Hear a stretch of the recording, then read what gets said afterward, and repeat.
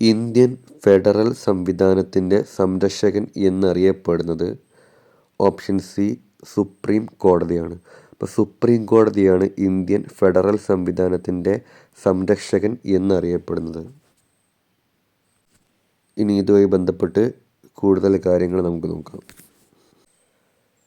Indian ഭരണഘടന federal സംവിധാനം കടമെടുത്തിരിക്കുന്നത് കാനഡയിൽ നിന്നാണ്. അപ്പോൾ കാനഡയിൽ നിന്നാണ് ഇന്ത്യൻ ഭരണഘടന ഫെഡറൽ സംവിധാനം കടമെടുത്തിരിക്കുന്നത്. സുപ്രീം കോടതി നിലവിൽ വന്നത് 1950 ജനുവരി 28-നാണ്. 1950 ജനുവരി 28-നാണ് സുപ്രീം കോടതി നിലവിൽ വന്നത്. സുപ്രീം കോടതിയുടെ സ്ഥിരം ആസ്ഥാനം ന്യൂഡൽഹിയാണ്. അപ്പം ന്യൂഡൽഹിയാണ് സുപ്രീം കോടതിയുടെ സ്ഥിരം ആസ്ഥാനം. ഇന്ത്യയുടെ പരമോന്നത നീതിപീഠം എന്നറിയപ്പെടുന്നത് സുപ്രീം കോടതിയാണ്. അപ്പോൾ ഇന്ത്യയുടെ പരമോന്നത നീതിപീഠം എന്നറിയപ്പെടുന്നത് സുപ്രീം കോടതിയാണ്. ഇന്ത്യൻ ഭരണഘടനയുടെ കാവൽക്കാരൻ എന്നറിയപ്പെടുന്നത് സുപ്രീം കോടതിയാണ്. ഇന്ത്യൻ ഭരണഘടനയുടെ കാവൽക്കാരൻ എന്നറിയപ്പെടുന്നത് സുപ്രീം കോടതിയാണ്. സുപ്രീം കോടതിയെക്കുറിച്ച് പ്രതിപാദിക്കുന്ന ഭരണഘടനാ വകുപ്പാണ് ആർട്ടിക്കിൾ 124. സുപ്രീം കോടതിയെക്കുറിച്ച് പ്രതിപാദിക്കുന്ന ഭരണഘടനാ വകുപ്പാണ് ആർട്ടിക്കിൾ 124. സുപ്രീം കോടതി ചീഫ് ജസ്റ്റിസിനെ നീക്കം ചെയ്യുന്ന നടപടി അറിയപ്പെടുന്നത് ഇംപീച്ച്മെൻ്റ് എന്നാണ്. സുപ്രീം കോടതി ചീഫ് ജസ്റ്റിസിനെ നീക്കം ചെയ്യുന്ന നടപടി അറിയപ്പെടുന്നത് ഇംപീച്ച്മെൻ്റ് എന്നാണ്.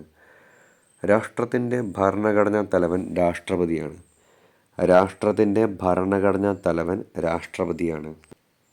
കേന്ദ്ര ഗവൺമെൻറ്റിൻ്റെ എക്സിക്യൂട്ടീവ് അധികാരങ്ങൾ നിക്ഷിപ്തമായിരിക്കുന്നത് രാഷ്ട്രപതിയിലാണ്. കേന്ദ്ര ഗവൺമെൻറ്റിൻ്റെ എക്സിക്യൂട്ടീവ് അധികാരങ്ങൾ നിക്ഷിപ്തമായിരിക്കുന്നത് രാഷ്ട്രപതിയിലാണ്. ഇന്ത്യൻ യൂണിയൻ്റെ പരമോന്നത അധികാരി രാഷ്ട്രപതിയാണ്. ഇന്ത്യൻ യൂണിയൻ്റെ പരമോന്നത അധികാരി രാഷ്ട്രപതിയാണ്. ഇന്ത്യയുടെ സർവ്വസൈന്യാധിപൻ രാഷ്ട്രപതിയാണ്.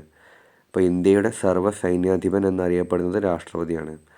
രാഷ്ട്രപതിയെക്കുറിച്ച് പ്രതിപാദിക്കുന്ന ആർട്ടിക്കിളാണ് ആർട്ടിക്കിൾ 52. ആർട്ടിക്കിൾ 52-ലാണ് രാഷ്ട്രപതിയെക്കുറിച്ച് പ്രതിപാദിക്കുന്നത്. രാഷ്ട്രപതി സത്യപ്രതിജ്ഞ ചെയ്യുന്നത് സുപ്രീം കോടതി ചീഫ് ജസ്റ്റിസിന് മുമ്പാകെയാണ്. അപ്പോൾ സുപ്രീം കോടതി ചീഫ് ജസ്റ്റിസിൻ്റെ മുന്നിലാണ് രാഷ്ട്രപതി സത്യപ്രതിജ്ഞ ചെയ്യുന്നത്. ഭരണഘടന ഇന്ത്യൻ പൗരന്മാർക്ക് വാഗ്ദാനം ചെയ്യുന്ന മൗലികാവകാശങ്ങൾ 6 എണ്ണമാണ്. അപ്പോൾ 6 മൗലികാവകാശങ്ങളാണ് ഭരണഘടന ഇന്ത്യൻ പൗരന്മാർക്ക് വാഗ്ദാനം ചെയ്തിരിക്കുന്നത്. മൗലികാവകാശങ്ങൾ ഉൾപ്പെടുന്ന ഭരണഘടനാ ഭാഗം 3 ഭാഗം 3-ലാണ് മൗലികാവകാശങ്ങൾ ഉൾപ്പെടുന്ന ഭരണഘടനാ ഭാഗം. മൗലികാവകാശങ്ങളുടെ ശില്പി എന്നറിയപ്പെടുന്നത് സർദാർ വല്ലഭായ് പട്ടേലാണ്.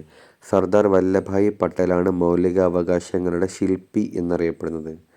ഇന്ത്യയുടെ മാഗ്ന കാർട്ട, ഭരണഘടനയുടെ ആണിക്കല്ല്, ഭരണഘടനയുടെ മനസാക്ഷി എന്നിങ്ങനെ അറിയപ്പെടുന്നത് മൗലികാവകാശങ്ങളാണ്.